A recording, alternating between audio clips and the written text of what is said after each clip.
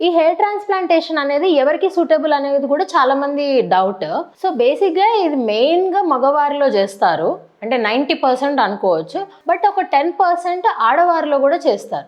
మగవాళ్ళలో male pattern hair loss అనేది ఒకటుంటుంది.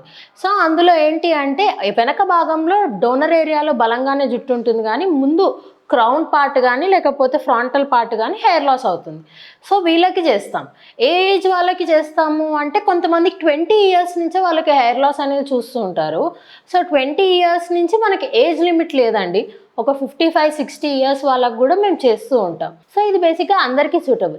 అలాగే ఆడవారిలో ఏంటి అంటే కొంతమందికి female pattern of hair loss అనేది ఉంటుంది. ఆ ముందు భాగం అంతా గూడా పల్చగా కనిపియడము, ఇట్లా పాపడి తీసినప్పుడు గూడా హెయిర్ అంతా గూడా ఎక్కువ కనిపియడం అలా ఉంటుంది.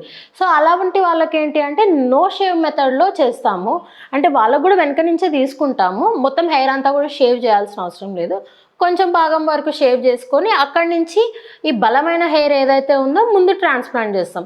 దాంతోని చాలామంది చాలా సాటిస్ఫైడ్ ఉంటారు అండ్ 100% రిజల్ట్ చూడవచ్చు.